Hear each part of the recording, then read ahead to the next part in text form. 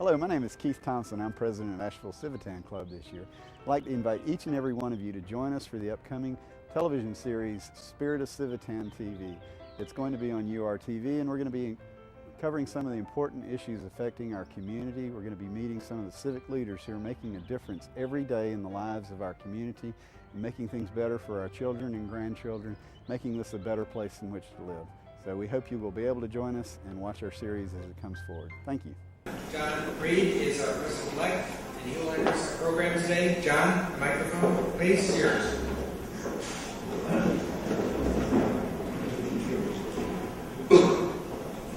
Well, good afternoon. We have a lot of guests today. It's nice to see you in the political season to have everyone here. Today we're having a panel of speakers from Smart Start. And I'll begin by introducing Dan Anderson, who will then introduce the rest of the participants. Dan is Southern Commercial Community Bank, and please welcome Dan Anderson.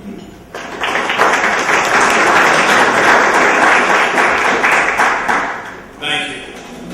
Before telling you guys about Smart Start, the North Carolina Partnership for Children, I just wanted to thank you for the opportunity to come before me today. I appreciate your time. I know Bill and Ron appreciate this opportunity. Thank you for the positive things you do in our community every day.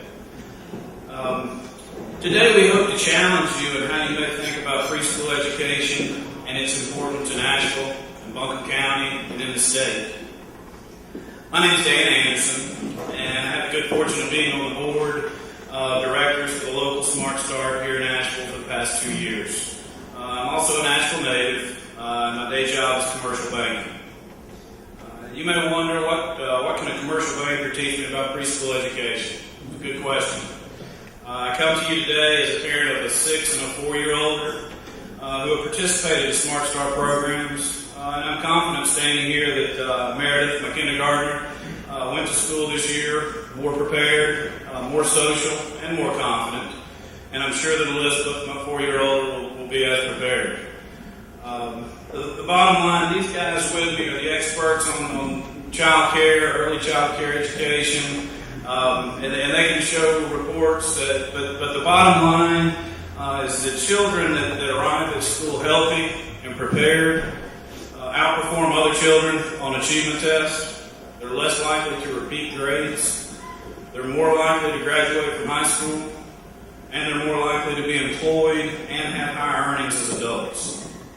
So what is Smart Start, and where does Smart Start fit in? Smart Start and the North Carolina Partnership for Children started in 1993 with the mission to ensure that every child in North Carolina will arrive at school healthy and prepared for success. Smart Start was created to respond to the needs of young children from birth to kindergarten, and Smart Start operates through local nonprofits and caters to local needs of young children in each county. Ron Bradford, he's the local executive director with Smart Start, could talk at length, and if you've been to any of our board meetings, trust me, it's at length, he can talk about all the programs and positive things that Smart Start does locally for kids right here in Buncombe County. From subsidies so parents can afford to send their kids to daycare, to dental initiatives, to financially rewarding daycare teachers who complete higher education courses, and the list could go on. Today, however, we would like for you to consider this. Is there a link between early childhood education and economic development in Buncombe County? How about in the state? How about for your organization? To help answer this, I'm now going to turn it over to the expert. Bill Millett established Charlotte, North Carolina-based Scopeview Strategic Advantage in 1995 to deliver substantial and sustainable value to private and nonprofit and public firms. The core principle of his company is to work only for organizations he respects and people it likes. I'm not sure if Bill likes me, but I do know that he does respect Smart Start and North Carolina Partnership for Children. So with that, I'm going to turn it over to Bill.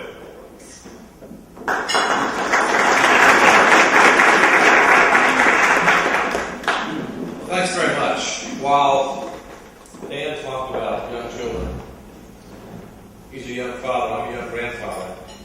You're not going to see a lot of warm and fuzzy pictures here today, because we're going to take a look at early education, as Dan suggested, from an entirely different standpoint.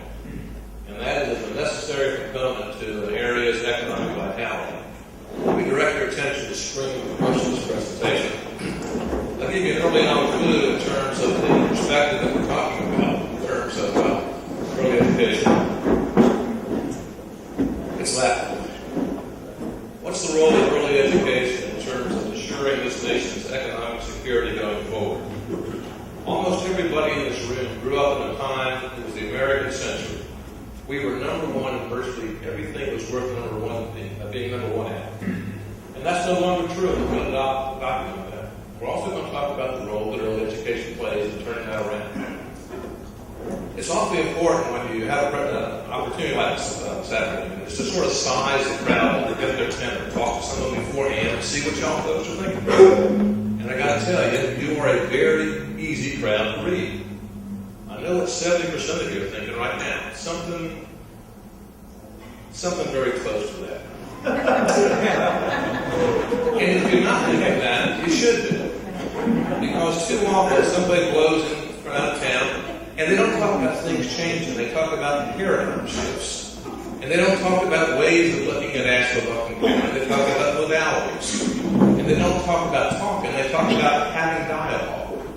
And that kind of crap just drives me nuts. What we're going to do in the next 20 minutes, in a very plain-spoken way, is look at an issue that simply must have a higher profile. If not just Asheville and Buncombe, but the United States, is to maximize the future of those young kids. Let me start off with a question. Tell me what this is. Just word it out when you know. What that was a picture of Asheville, at least what it was half hour ago. It will not be the first time that I've left a crowd in the dark, but we'll continue and pursue the rest of the works. The whole idea here, when people talk about early education, they talk about young parents and their freedom. And they talk about educated early education workforce, and that's true. But they never talk about early education from this perspective. What is the importance of early education in the U.S. and a global economy and a global society? The pictures of the puzzle that you usually see on early education look like this. There's that picture.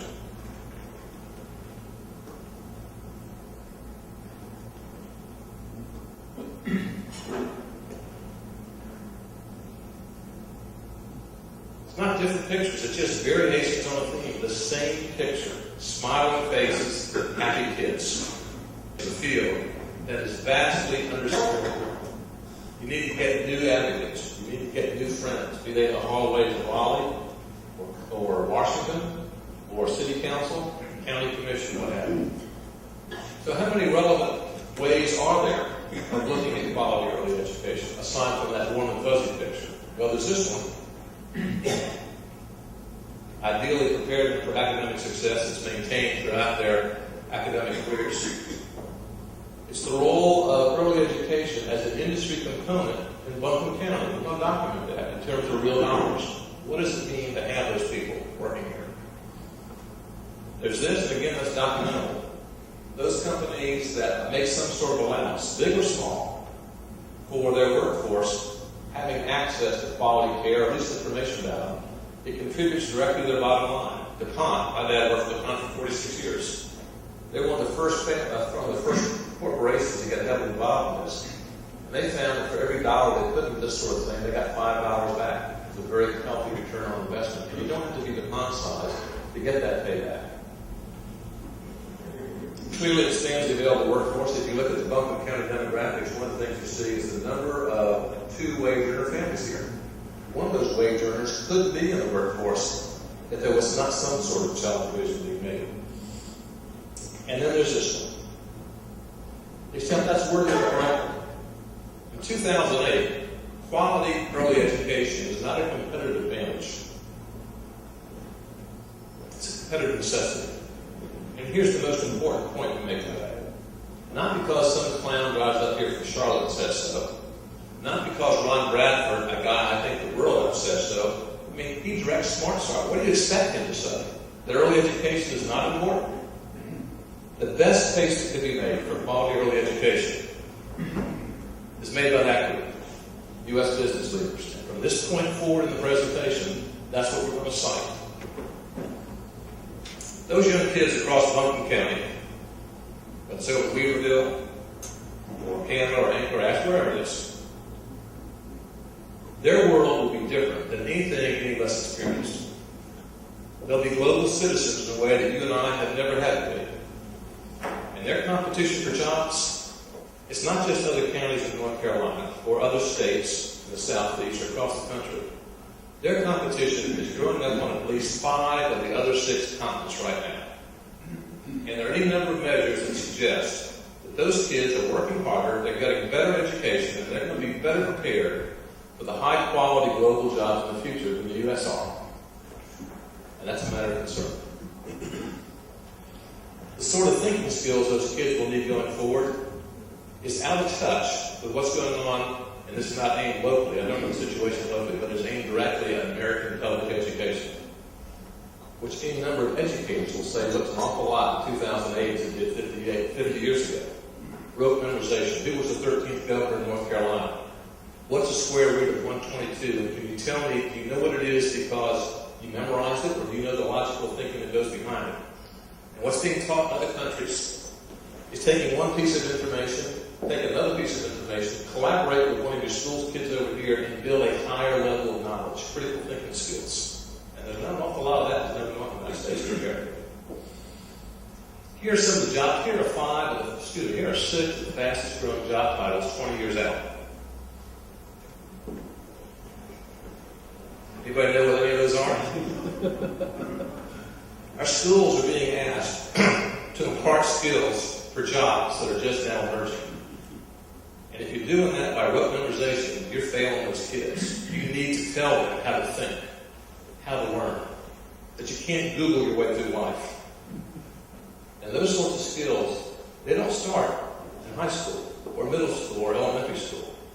Those skills are being imparted across the world now in pre-education, early education. And the pace of change that your young kids or grandkids will experience, that Danny's kids will experience, that's going from trying to get on 85 to them being on another piece of the cabin. And if you seriously expect somebody to drive up here from Charlotte without making at least one NASCAR reference, you're going to be disappointed. That's the way it's going to go. And the kids, a lot of them, aren't going to be wired for that speed. And their futures are going to look like this.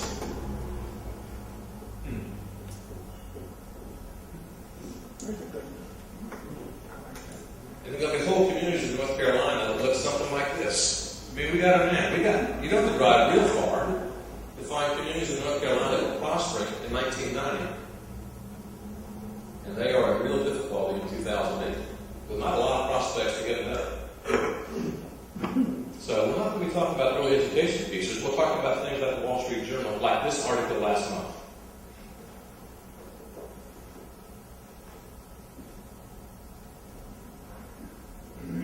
AT&T, 2 years ago, promised to return 5,000 jobs that had been outsourced to India back to the United States. 2 years later, they've only filled 1,400 of them because in the communities where they exist, they can't find the smarts for people to fill them. Elected officials can complain all they want about corporate irresponsibility for taking jobs overseas. But what's happening in terms of unemployment in the United States is 2 things. Most of the jobs that have been lost have had to do with productivity. It's not an outsourcing situation. Something like 87% of the American jobs that have disappeared in the last 10 years, particularly in manufacturing, haven't gone overseas. They haven't gone away. Human jobs are done by machines. You're not going to turn that around. And those jobs that have gone overseas because they've been outsourced, at least half of those are because the people overseas are outperforming what we do. It's not just a matter of cheapness, it's productivity, commitment to the job, innovation, creativity. If we're going to make a case for school readiness, something that Dan talked about, and workforce readiness, we've got to be able to show that what happens in that setting leads directly to those young people becoming that workforce. And that link is going to look like this. And the early education community across the country has done an abysmal job of promoting itself because it's put early educators out front. People with a direct vested interest. They have limited credibility.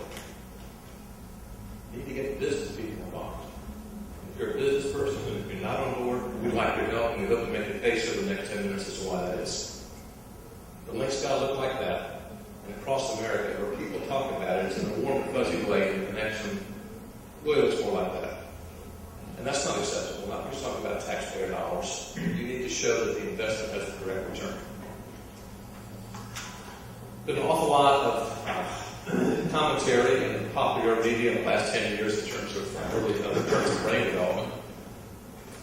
Look at it this way. When a young boy or girl is born, it has about 150 billion cells in the brain.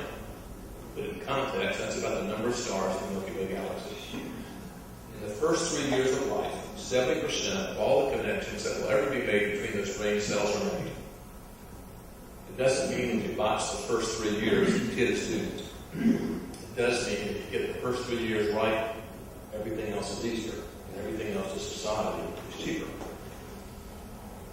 The best study I've ever seen of this came out of the Harvard Center for the Developing Child just a year ago. Talked about early childhood development as really those three different disciplines coming together. And the report concludes thusly.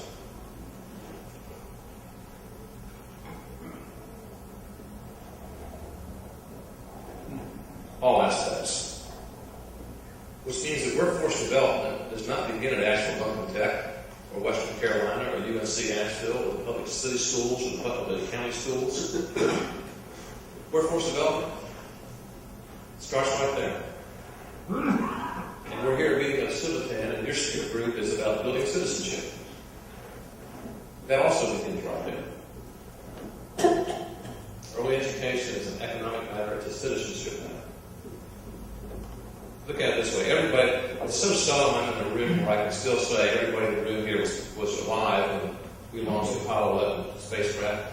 I talked to some audiences, and half the crowd there sort of knows about it because they saw it in the history books, which is, makes me feel incredibly old. But it was almost 40 years ago. And when that complex launched, there were 2,747 systems on board. Each of them had to work properly and sequentially or that mission would have failed. If the launch hadn't gone right, the rest of it would have been a non-factor. And unfortunately, both our space program and the Russian space program had incidents where the launch did not go well, and the results were catastrophic. Think of early education as a launch. What goes on there affects the quality of the kids that hit the K through 12 system.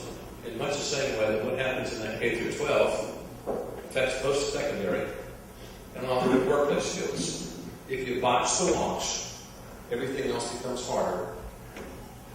And even dedicated school teachers in K through 12 have problems to work with. If the public schools botch it, then post-secondary becomes weaker. If that becomes weaker, you wind up in a situation where AT&T can't fill 5,000 jobs it's trying to bring back the community. It's a very simple equation. The launch has got to go right. And the launch of education is not K through 12. The launch of early education is what happens 0 to 5. And the skills of parents and the professionalism of early educators. Say that without fear of successful contradiction. Welcome's primary asset or primary liability is your intellectual capital. Everything is political. There's not a person in this room who's not affected in multiple ways by what's going on outside of our time zone. Jobs that went away in North Carolina, they're not coming back. I don't care what anybody says. They are substantially gone. The jobs of the future are not recycled jobs of the 60s, 70s, 80s, 90s, first part of the century. Innovation and entrepreneurship will drive the day. I don't call it. Nobody in the state gets this better than Asheville. Whether it's the Asheville Buncombe Economic Development Coalition, Asheville Buncombe Technical Community College, the Chamber, Asheville Hub, they get it. I wish my part of the state. Small Fortune 500 companies today employ 12% fewer people than they did a decade ago. Net new job growth is coming about with growth of small and medium-sized business in developing a spirit of entrepreneurship of the youngest ages, the transient zone. You guys get that. community growth, which is knowledge infrastructure. And by that, I do mean the public schools, I do mean the library, UNC Asheville, AV Tech, and yeah, the early education system. I'll just put those up there because I am impressed by the work those people are doing. Let's say the workforce report just came out, Ron, what was that, a month ago? Right. Just a month ago. And it talked about those skills that we need going forward and what needs to take place in the educational system today to ensure that you've got a competitive workforce 20 years out. Most of my work, I'm not an early educator. Almost all of my work is spent in corporate arena. I work with companies already in the Southeast looking to expand their market share or those looking to make an investment in the Southeast. And what those companies want, the ones that you really want to have in Buncombe County, they want to, if they're going to invest $500 million here in 2010, they want to know who's going to fill those jobs 2030. The really smart companies, the ones you want, they're looking at quality early education as part of that knowledge infrastructure. We talked about early education as an economic component. Suppose each of you have opened up your paper this morning and seen this headline. Would it worthwhile announcement? That's a definition of what the early education workforce in Buncombe County is. Measured. Didn't pull those numbers out here. And if you look at the people in the other workforce who use these people, then the impact of early education in Buncombe is in the hundreds of millions of dollars, not exaggeration. Measured. Think of the taxes those people pay. Think of their contributions to the community. If you're going to talk about early education, you've got to look at it in terms of investment. If you want to appeal to a business community, you have to talk up their language. So, if I'm going to put my own money into stocks or bonds or debentures, or elected officials are going to put taxpayer dollars into things like Smart Start, the key issue is exactly the same. What's the return on investment? Now, with my own money, it's easy to track. Open up the newspaper. Go online. Take a break, pull out my Trio, see what's happened since I started talking. The numbers are everywhere. We're talking about putting the public money into Smart Start. Too often, the early education community has allowed those numbers to be the one that represent them. That's not good enough. The issue can you turn that question mark to an exclamation mark. So we're not here talking about the ABCs of public education. We are here talking about the ROI. The economic payoff. Start talking very specifically. Can you measure? 40 years ago, there were 123 African American kids in Ypsilanti, Michigan, were divided into two groups, one of which got state-of-the-art cognitive development skills, the other was given a graham cracker, a cotton, read to an occasion. And they've tracked those kids for 4 decades now. And what they found is the kids who got the higher level of early education, they're better educated, they own more real estate, they pay more taxes, they're tax generators. The other kids are tax consumers. The higher advanced group is not. And that's a finding that's been replicated in any number of national studies. Early education, the knowledge is part of their goes up to the age chain. In that particular study, they found that for every dollar that was invested, there was a payback to society of $7. In things like you didn't have to build as many prison cells. There weren't as many kids born out of wedlock. There weren't as many people on welfare. But specifically, the program that Dan talked about, the Ron Rex here, Smart Start, when it began 15 years ago, the governor said this. And he also said this. And I'm going to pick on Dan for just a minute. When Dan talked about Smart Start, he quoted the words in white. Nobody in North Carolina ever says anything about the words in yellow. It's always about getting kids healthy and prepared to succeed. And it is about the kids, but Smart Start and early education programs were economic development components from the get-go, sustaining North Carolina's economy in the years to come. It's not just about the kids. It's about the collective societal good and the economic vitality of North Carolina. And who else says something like that? Well, here's the Business Roundtable. See what they're about, advocating policies to ensure vigorous U.S. economic growth. That is the bluest blue chip of corporate America. It makes the U.S. Chamber look like a bunch of pipers. It's 160 companies. And you don't play at their table if you're some low-life senior vice president. If you're not the CEO or the chairman of the board, you don't play that game. And you can see some of the names there. Those 160 companies collectively represent more than one-third of the total value of all American publicly traded stock. They pay almost 40% of American corporate income tax, and they make almost half of American philanthropic corporate gifts. These men and women are heavy hitters. 10 years after the government of North Carolina defined early education as Smart Start, this group interested in ensuring vigorous U.S. economic growth said this. For this reason. Senator stole the governor's speech. They recognize, these businessmen and women, that early education is an economic development necessity. It wasn't just that they didn't say it in just some sort of general way. They defined 5 principles that define quality early education. Those 5. And if you put them together in North Carolina, you get the program that Ron Bradford directs here locally. And the challenge that Ron is up to in a way that very few of his counterparts across the state are, is to make a connection between that program and men and women like you.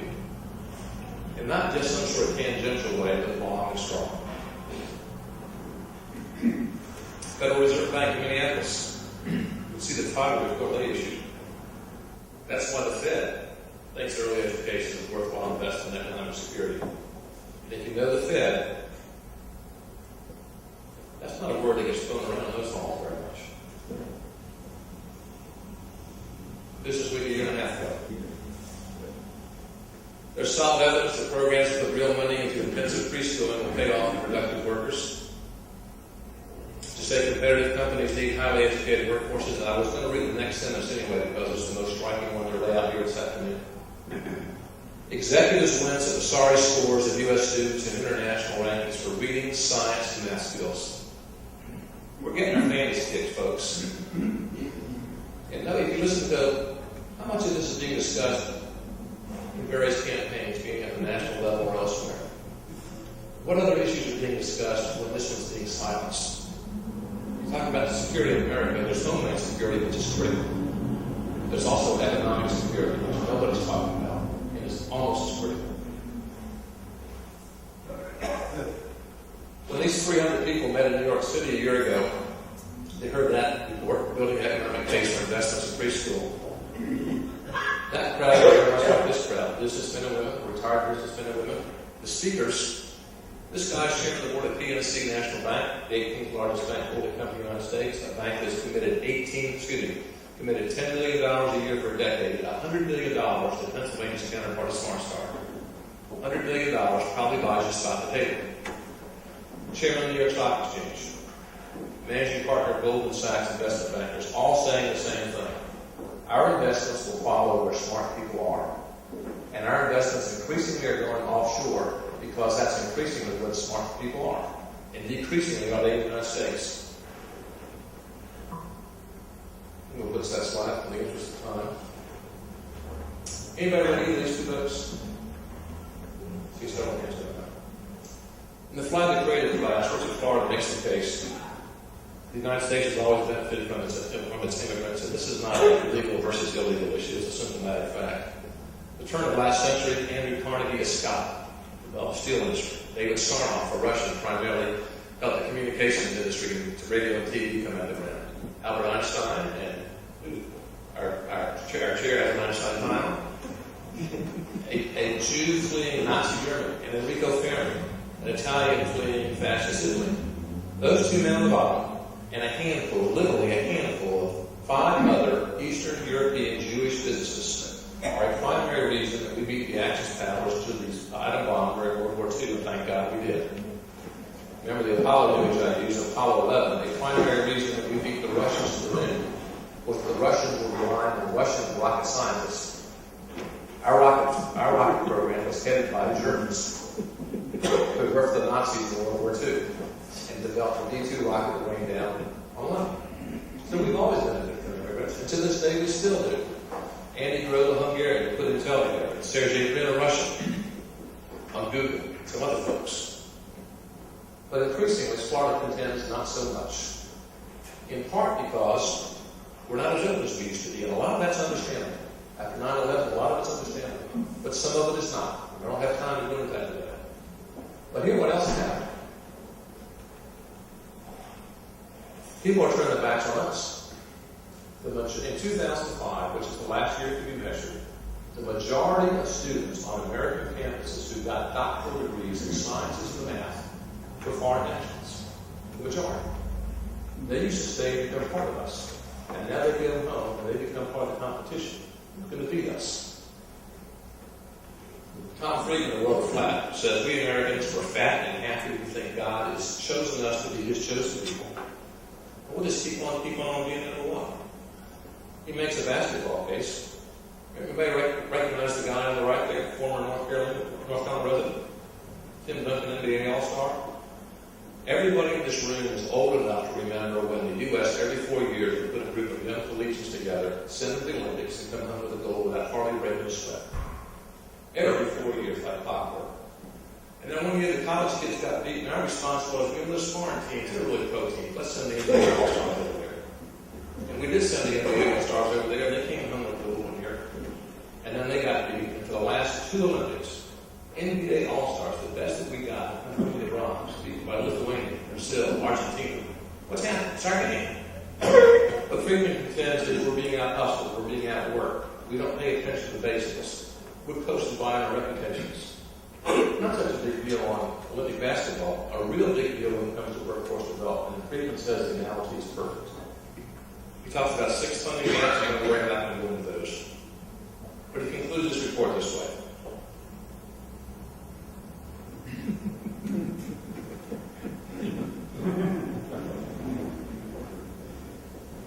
And if you think that's an overstatement, Bill Gates last year in Asia. See the faces of those energized kids? They want to be like Bill Gates. They want to work for Bill Gates. And incidentally, those aren't Chinese kids on the streets of Beijing. Vietnamese students on the streets of the north, a place that we bombed in all of our lifetimes. And that while he was there, Gates congratulated the Vietnamese government on its acquisition of a $320 billion chip plant by Intel. Let me ask you a rhetorical question. Let's suppose schools here in Asheville let out next week on the same day that Bill Gates and Britney Spears come down. Bill is on the west end of town, Britney's on the east. Where do the majority of kids go? Ahead of these. Same thing in Charlotte. Same thing in almost any place in the United States. That is simultaneously amusing and appalling. It's reflective of what's going on here versus elsewhere. So in a world where Vietnam emerges as an economic competitor, and where China and India outstrip us in terms of raw numbers by far, the economic competition going forward is not about sweat equity. It is about that. But it's also about knowledge. Almost any job going forward worthwhile if your kid, your grandkid, old. Sweat equity by itself will not carry. So in that standpoint, where does that leave the United States? North Carolina? Buncombe County? We have some measures. You know what that is, folks? That's the tail fins of a 1960 Cadillac. That's how they do. That's a big 64 computer. That's nostalgia. I always got sort of turned off whenever we got people who scream, USA, USA, we're number one, sort of putting the other countries down. I was semi-embarrassed when we were number one. I'm terribly embarrassed now that we're not. Let me give you some numbers that we are. Now it would be fine if those were international soccer rankings, but let me show you what those numbers are. 8th in terms of young adults with college degrees, 11th in adults with high school degrees. 20 years ago, we were these are the 30 most industrialized countries. 20 years ago, we were number 1 and number 1. We're now 8th and 11th. Of 56 countries that participate in comparative rankings, we are 21st in terms of 15-year-old science proficiency and 25th in terms of 15-year-old math proficiency. That has grave consequences for young kids and adults in the nation. You begin to address that issue there. You can't expect the high schools to turn around. You can't expect a quick turnaround. Expect an investment there and having elected officials having the patience to realize that not everything that they invest in their terms is going to pay off in their terms. Some of them may not pay off in their lifetimes. But you need visionary people, people who recognize this nation's future has no quick fixes. I saw my first minor league ball game there about 40 years ago. And I took me to what was the old McCormick Field. And I want to start closing the baseball analogy. It's not enough for our kids to make a solid contact with the ball if the competition's not going to cover all of it. And that's not even the right analogy. Too many of our kids are sitting there watching strike three, not even taking their bats off their shoulder. Those are the dropouts. Those are the kids who don't get the right start in early education. Those are the kids whose chances for success going forward are abysmally low. That is not a bad depiction of U.S. educational performance generally versus many other nations. So we think early education going forward after that. I hope you think about that. But not just that. I hope you also think about that. And we hope that we've made the case using business sources that dollars, public, corporate, and others, that go into support early education. Programs like that are directly reflective in the quality of workforce you have, which influences whether or not you have announcements like that going forward. It's a simple equation. That's the investment, and that's the return. Those kids who are born in Buncombe County this year, turn around, they'll be first graders. Turn around again, they'll be a prime component of your workforce. If they aren't given the skills to compete on a global basis in a way that we never had to, then their futures as individuals and yours as an economic region will darken like that screen. And that's not hyperbole. That's a fact. It's why that message is true. By what the governor had to say, needs to be reinforced in the corporate community as well as the early education community. That we learn to embrace the letters in yellow, not just the ones in white. Because if we don't, we've got a hole in our future. And not just any hole. One big enough to drive one of those 18-wheelers through. And that's why we would. I know times are tight. They're tight in county, they're tight in Charlotte, they're tight in the United States. But the areas, the regions, the countries that succeed will be those that have an innovative vision. We can think long term and be willing to have the patience for that return on investment. Because that's not the only thing in play here, guys, ladies. That's also a stake in decisions you make in 2008. Thank you.